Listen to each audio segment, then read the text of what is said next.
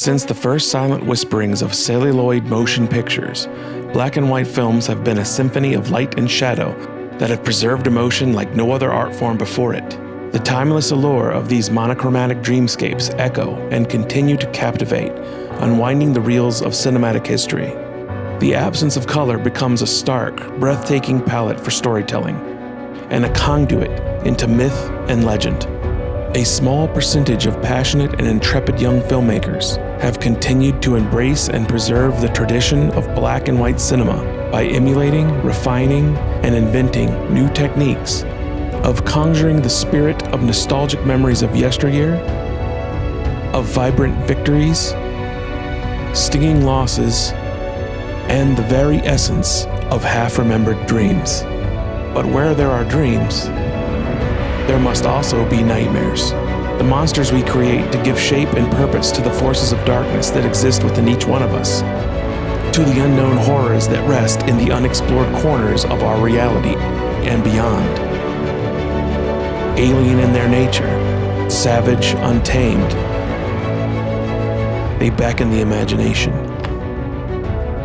But of all these monsters that have manifested on the silver screen, none stands so tall in our cultural mythology than Godzilla, a grim reminder of the horrors of nuclear weapons and warfare. Godzilla looms over us like death incarnate, an unstoppable force of nature perhaps enraged by humanity's tendency to war, and is now here to punish us for our hubris. Godzilla continues his cinematic legacy in the new film Godzilla Minus One, and in a stunning homage to black and white cinema, it has been re-released in a carefully color-graded monochromatic version called Godzilla Minus One minus color. For this new version, I was once again joined by my friend and non-Godzilla fan, and once again we sat down to discuss the differences, our preferences, and the merit of the re-release, as well as some follow-up and new reactions to our second and third viewing of the film. And this is the video, and we hope you enjoy. Welcome back to the channel. We just saw Godzilla Minus One minus color in theaters, and we're here to talk about it a little bit. Academy Award nominated Godzilla Minus One. So that's amazing. That's actually that's a new record. There's never been a Godzilla movie ever nominated for an Academy Award. And it couldn't have happened to a better movie. I feel like it should have been nominated for more than just visual effects, but I'm really hoping that it'll show the Hollywood effects houses how to use their money a little more wisely. Yeah. So today we're looking at a monochrome version of Godzilla Minus One, black and white, and we're going to talk about it a little bit. Maybe touch on some little parts about the movie, spoilers, and what did the lack of color bring to the film? You know, going in, it's like you're always worried that these are just cash grabs. It's like, oh man, it's doing amazing in theaters, more than we expected. Let's click the black and white button, throw it back out there, and just get people who've already seen it to go back in and give them money. Worked, but luckily that wasn't the case, right? It's not what they did. And you know, watching it, I can't think of a better movie suited for black and white. It felt so at home there. Right. Like the vibe was so much better. Like it just felt like, I mean, it could have been from, you know, the 50s, right? This movie. Like it looked so beautiful, like in the black and white, and it just really fit the whole aesthetic of what they had going on in there. Like somebody time traveled sophisticated movie making equipment to the 50s. Yes. But somehow didn't include the color part. Yeah. But it definitely had that vibe. In fact, I'm wondering, I don't know if this is the case, but I wonder if they did more than just color grade and make for black and white, because I feel like it had a different texture, if you know what I mean. Like there was some, there was a little bit of grain, there was a little bit of, it just felt little. I thought that too. And again, I was just wondering if that was my brain just like leaning into the aesthetic, right? Like just going all in on it. Like yeah. I started feeling that way, and it's just like, I found myself going, what did this look like in color? Like I couldn't even remember. Yeah. I'm like, and I think Godzilla looks even better. Yeah. Like he's scarier in black and white. Like, I mean, like just I don't know, maybe it's just the richness of the blacks when it's, you know, that much, yeah. You know, and man, it just looks so freaking good. Like I don't know. Like, I was super stoked about it. Like, I just, like, 20 minutes in, I'm like, I am sold on this. Why did they not just release it this way to begin with? Yeah, I'll say that it did. It definitely gives it that vintage feel. It gave it that, like, it comes from an era of filmmaking where it's black and white. Like, it didn't make it feel any more like it was set in the 50s than it already did. Yeah. But it definitely felt like it was a piece of cinema from the 50s. It put it back in that language of the original the original Godzilla film, and it kind of gave it that cinematic stamp of age to it, and it felt like a movie that sort of jumped out at me as being a modern movie that was done in black and white was The Lighthouse. Watch you spill your beans.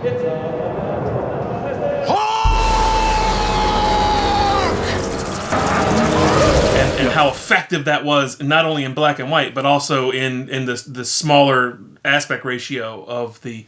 Although that film, this film has the same widescreen aspect ratio as the original. The black and white lends sort of a mystery to it. Yeah. And it's hard to encapsulate in words, especially one that I don't have a vernacular of color grading verbology or whatever you want to call it, just making words up left and right. But getting back to what I said about the grain, I even heard, it might have been my brain getting juked out by it, but I even thought I heard a few like film pops in the soundtrack. You know what I mean? I did not notice that, but And I maybe was it's like- the popcorn people were eating. I don't know. Now that's another thing about the audience that we see these movies with. All 3 times I've seen Minus One, plus this no color one, the audience is so still, so quiet, so respectful. It's like, obviously, Godzilla fans, diehard Godzilla fans who are seriously invested in the. This is not Ant-Man and the Wasp. This is not telephones going off and texting. Everybody was very silent and respectful, and of course at the end there's the clapping and the little woo woo cheering and stuff. Excitement from the fans and respect and quiet. Like, you can hear a pin drop in some of those scenes. Yes. You can hear people breathing in some of those scenes. At one point I had to cough, and I held it in because I didn't want to be the only guy making a noise in the theater at the time. After the scene where the Godzilla was following the boat.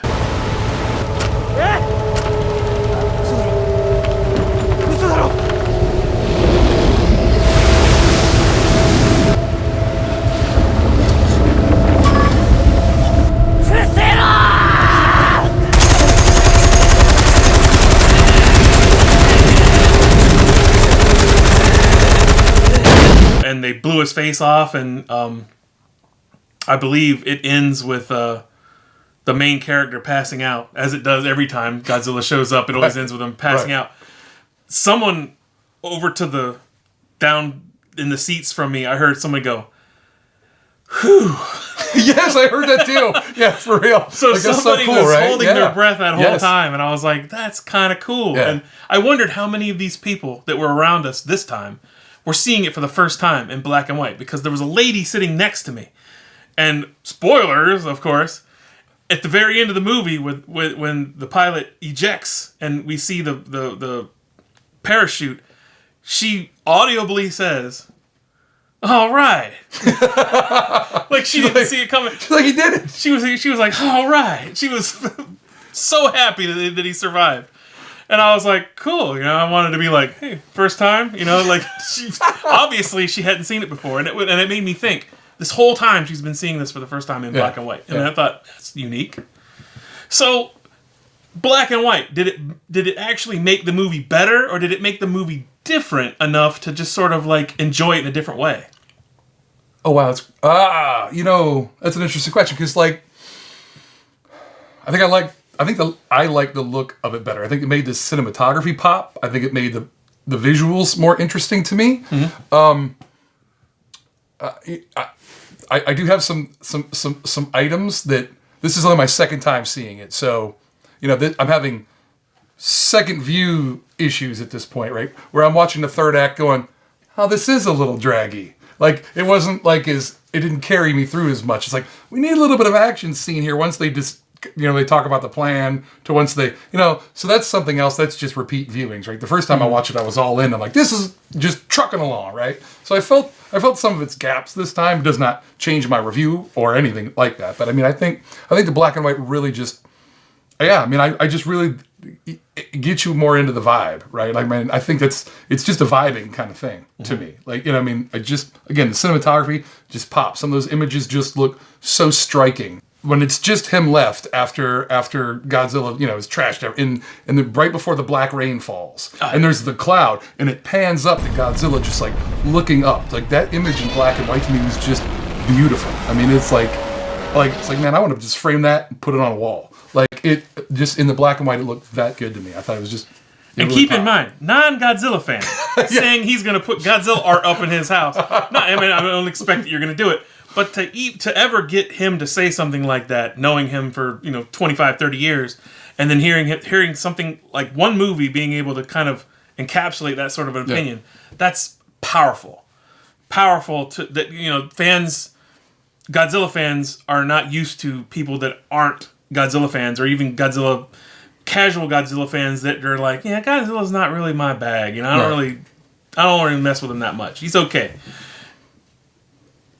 That's a huge, powerful statement that says that this movie can reach beyond the crop of Godzilla fans, the niche, rather large niche, but nowhere near anywhere like Star Wars or anything like that. I echo the same thing, but the black and white worked very well through most of the film for me. Not all of it for me. Mm-hmm. Again, it might be two things. It might be me being a nitpicker as I'm being with this sort of material, or it might just be I'm older and my eyes don't see contrast the way they used to. But the movie was perfect. Like as a whole, the movie black and white was great. You can tell that they color corrected each scene, each shot, to be the maximum perfect look. Yeah, and again, it wasn't we're hitting the black and white button and throwing it back out. Absolutely was not. There was love and care put into the black and white. So argue this point with me. In the beginning, where Godzilla, your favorite scene, Odo Island, where Godzilla comes ashore, that was dark. It was so dark to me. It was dark. And I was like... It was dark, but...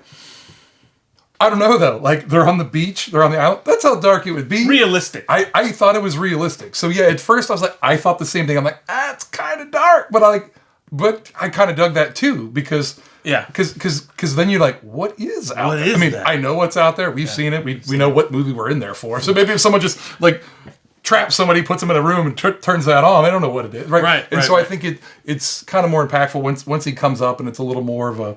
But, so I wonder if they actually... Because they could have, like you said, they're color correcting all shot for each... Shot. Yeah, so that's probably a decision they made there. Yeah. And, I liked it. I think that was good. I'm all right with it. I wasn't sure if it was something the projector might have been like. I don't know what. Well, that's the other thing, right? Whenever you see any movie anywhere, there's what the filmmakers make. And what print you have, what projector you're watching it on, the quality of the theater you're in. So it's like it's all a crapshoot, right? Yeah, I feel. Christopher Nolan's not rolling in with his personal projector to show you, so you can't guarantee what quality. Measuring, right? Turn that lamp down. And you sit right here. That's your optimum viewing spot. But so you're not getting that quality. Giving you an eye test beforehand. Right, yeah. You're good. You can watch the movie now. Like, remember the video games back in the day where they would, like, adjust your darkness so you can just see this gray square. Yeah. So they should do that. It's funny. I can tell you don't play video games these days anymore as much. Because they still do it. Oh, they still do it. They still do it. Okay, I figured they would have figured out something better by now. Yep. And I used to cheat on some of those games where it was dark and it was like you had to spot things like enemies coming out of the dark. Yeah. I would turn it way up so that I could see the symbol. I want to be able to see them. But then I was like, okay, it's about the ambiance. It's about the immersion into the universe. So I turned it back. Comes back to what I'm talking about this movie. It's all about the vibe. It is all about the vibe. It was great.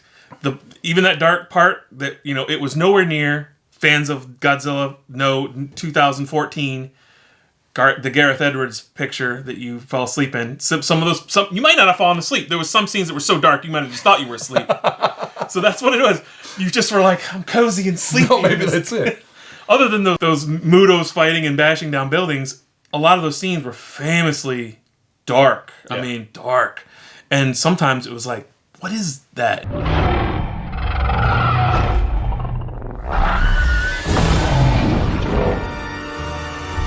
Is that Godzilla? No, it's glowing red, so that must be the eye of the Muto. But there was a lot of... It wasn't until somebody on YouTube digitally remastered and brightened it up.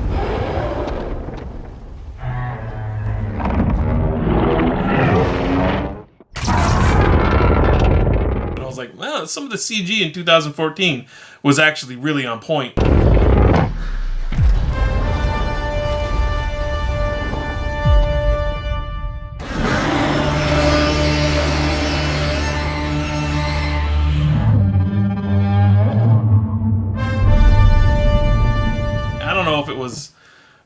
A mess up in the print, but even the Blu-ray edition, like the re-released Blu-ray edition, is still pretty dark. And it's like... But the clips you can find on YouTube are much better. This Godzilla Minus One Minus Colored, even at its darkest moment, was nowhere near 2014 Night Scene Godzilla fighting Muto dark. Right. We don't really have anything more to add to the review portion, or do you? No, I don't. I mean, like, I think I spoke longer than most people want to hear about my feelings in the movie, right? And I think that really sums it up for how I feel what the black and white does for it. I mean, and we've seen this before, like people re-releasing black and white films, and I've never been really excited about checking one out. This is the first one that made me go, oh yeah, I want to see this in black and white. Yeah, I definitely did. I don't remember. I mean, like, I know they did was it Johnny Mnemonic or something they released in black and white, and I'm like, nah, I don't think that's going to improve that movie at all. I think they did that because it was like a film noir. Right. And they wanted to, like, let's do it that way. Yeah. Another one that came to mind today, and I don't even know if they released it in theaters, but it was Mad Max Fury Road, that was also in black and white.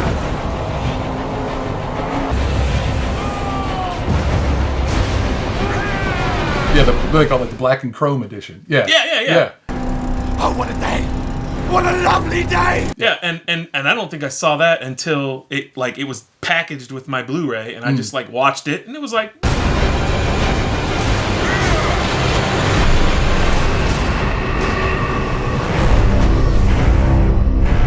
That's cool. But the color version was far superior. Yes. Because the original... So Fury Road, that's another movie where I watch go, man, I would frame that image. Exactly. Right? So putting that in black and white, I think took away from some of those more striking images in that. Yes. It's the opposite of what we get here in this film. There was another film that it just occurred to me just now. The movie The Mist, the Stephen King novel turned Frank Darabont, who directed The Shawshank Redemption, who was also Stephen King. And then he directed The Mist, which was a short story by Stephen King.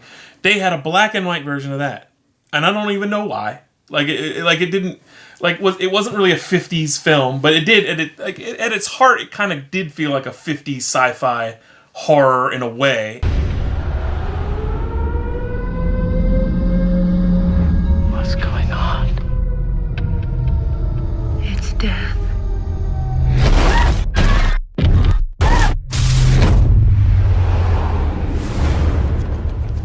Something in the mist! Shut the doors! Shut the doors!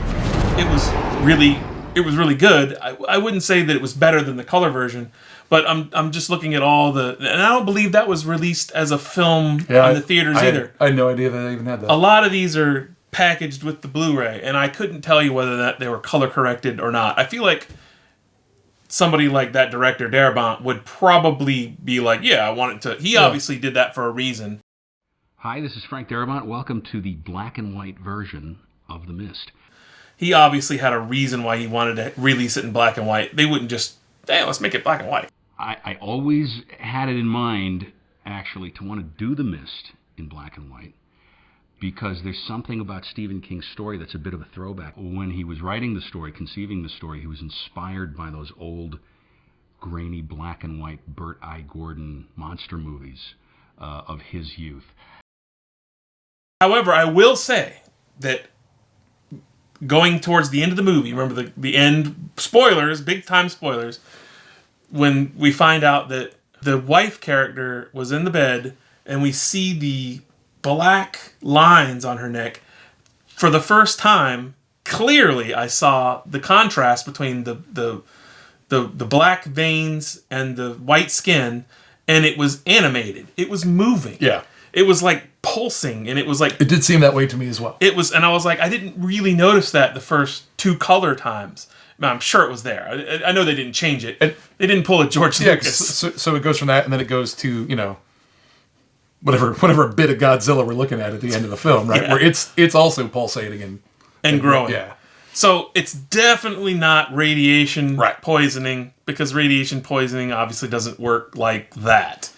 It's obviously going to be something like what we talked about, some sort of virus contracted, you know, something that along the Cloverfield vibes where, you know, the parasites from the Cloverfield monster were biting people and causing them to hemorrhage from the inside out, which was quick and easy. You know, it was a little alien aspect to it, but without producing another creature, it's one more thing you got to worry about.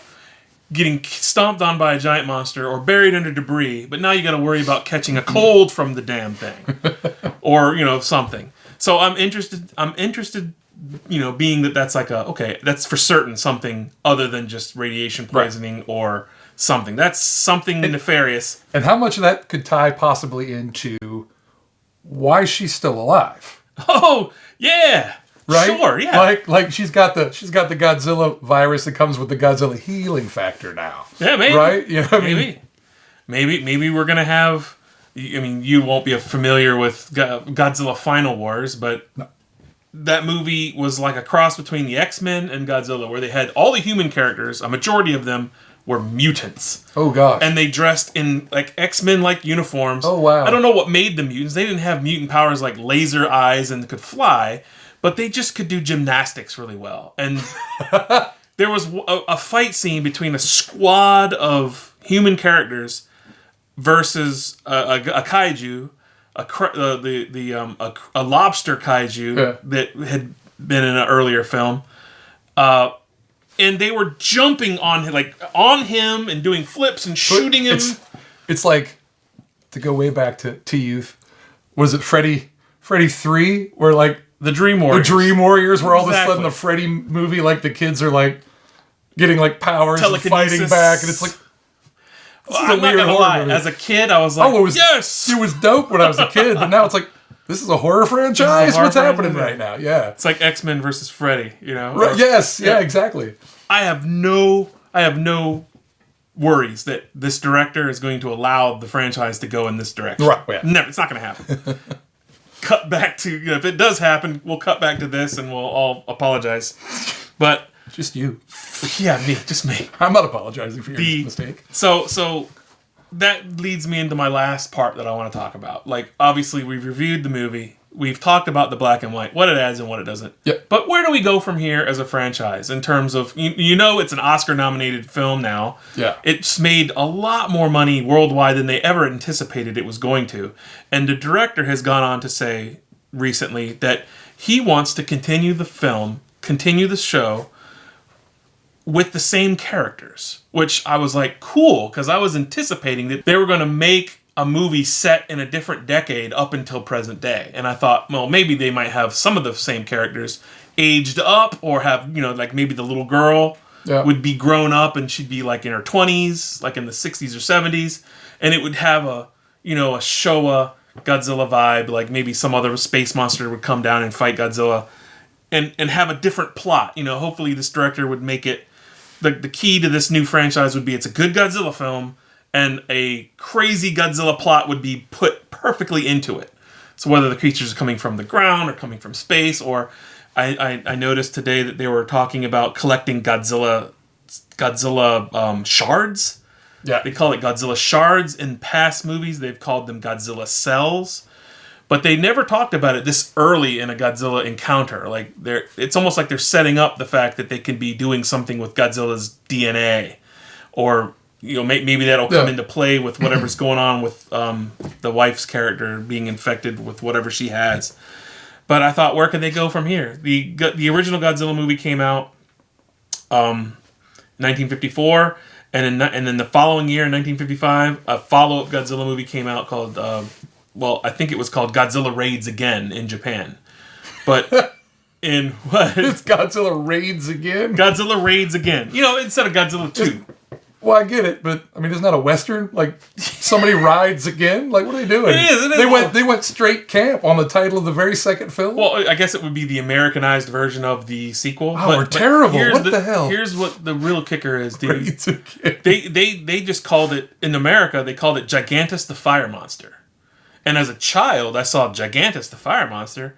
Well, what's that? I thought it was supposed to be the other monster that Godzilla fought, was Gigantus. But when I saw the movie, it was a Godzilla monster from later in the Showa period called Anguirus.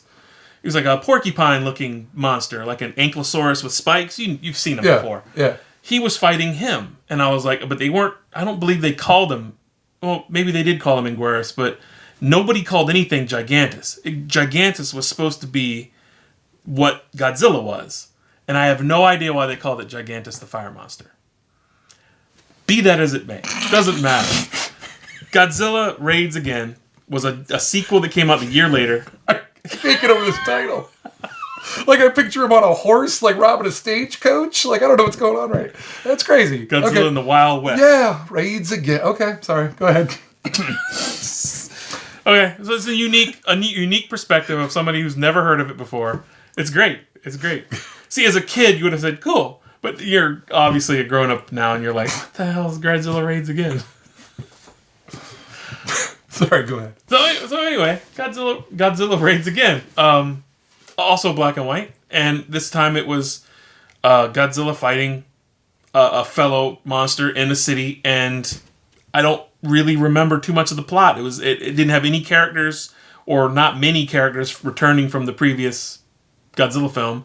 So going forward with Minus One, I thought they were going to do something like that. Like, maybe they'll progress the story with other characters and other monsters with different scenarios, different stories.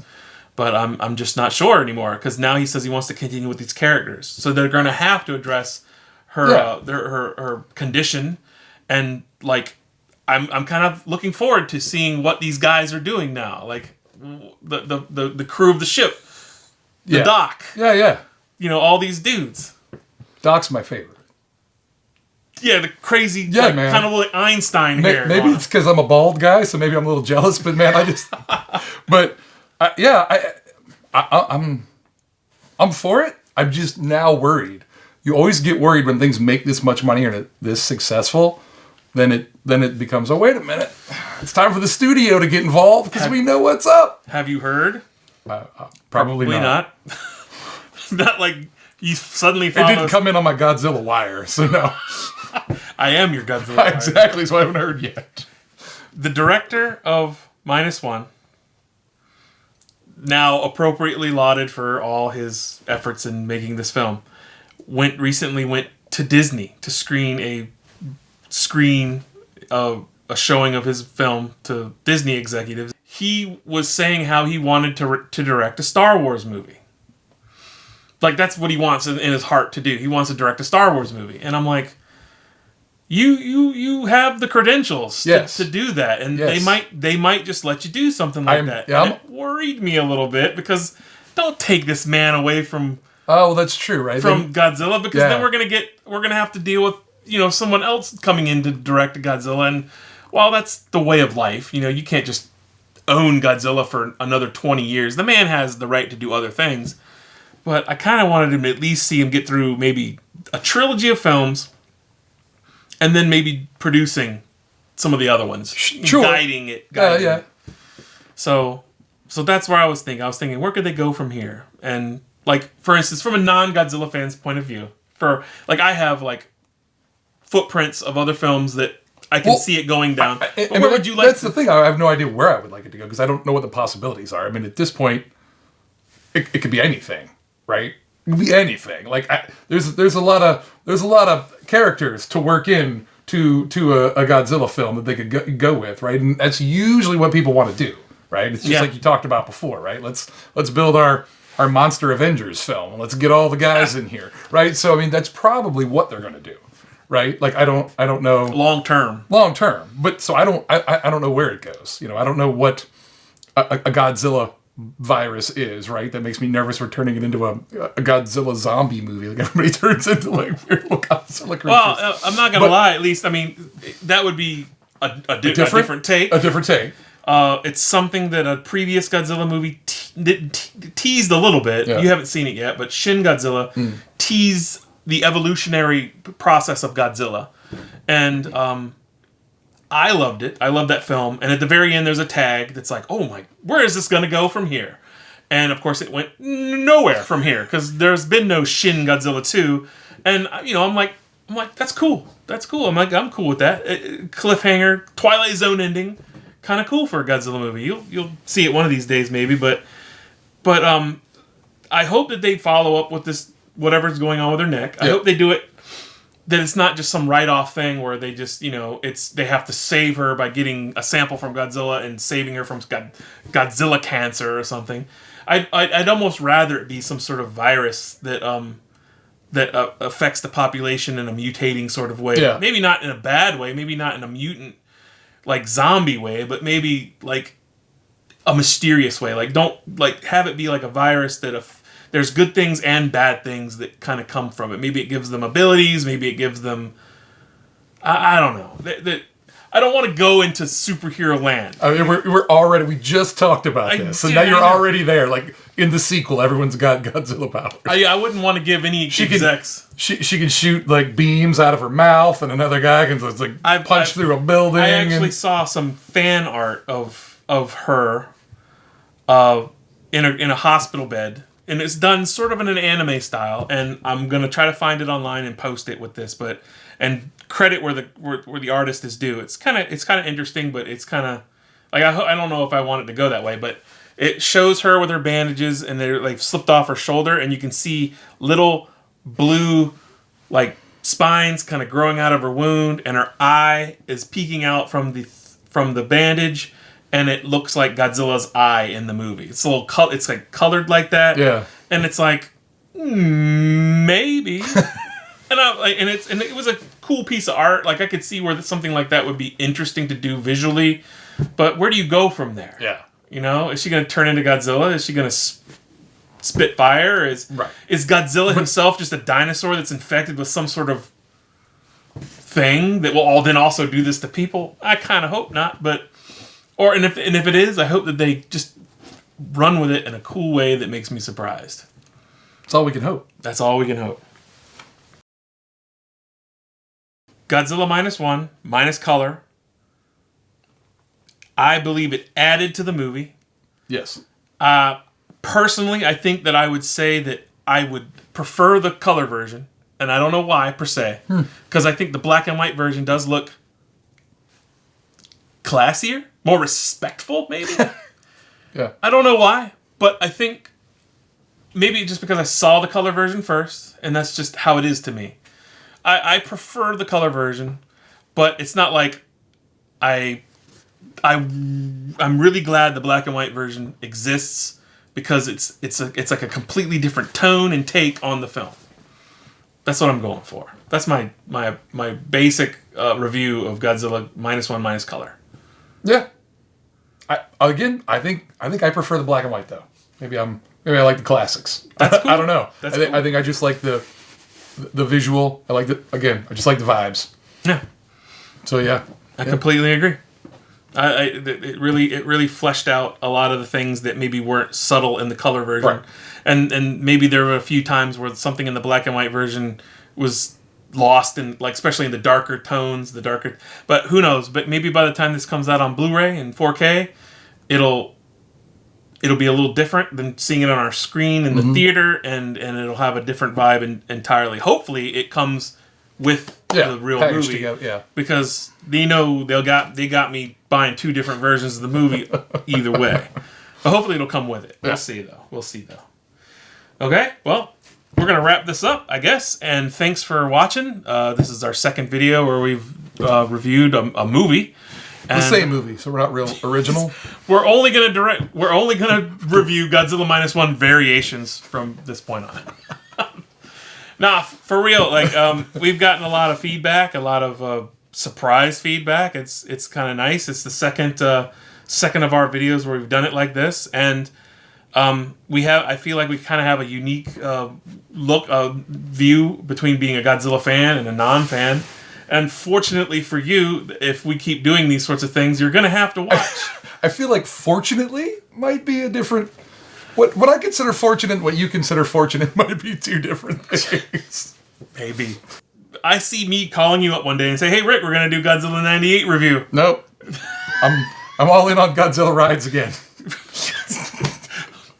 Somebody in the comments last time said they want you to see Godzilla King of the Monsters. And I was actually surprised you hadn't seen that. So, regardless of what that guy says, good idea. Thank you, by the way, for that. Maybe. That was the movie with King Ghidorah and Mothra and Rodan. And that was the movie set between 2014 and Godzilla vs. Kong, which you saw both movies. But this middle movie, which is sort of a little bit divisive with fans, I would like to see... Personally, I would like to see your take on it. And it's not a over-the-top Michael Bay explosion movie like I think Godzilla vs. Kong was. It was a little on the cheesy side. But this movie was a kind of a foot in each side of the yard. It was a little bit 2014. It was a little bit of Godzilla in the darkness, Godzilla in the blizzard, can't really see him. And then, you know, a little bit of bombastic giant monsters clashing, Godzilla being, you know, I'm not going to spoil it for you, but, you know, there's a lot of places Godzilla gets up into fights in this place, and it's not as over the top as Godzilla vs. Kong. So maybe we can take 2 hours out of our day and watch that and come back again for that movie. Okay. Maybe. No promises, but... So anyway, thank you for joining us, and we'll see you next time. Take care.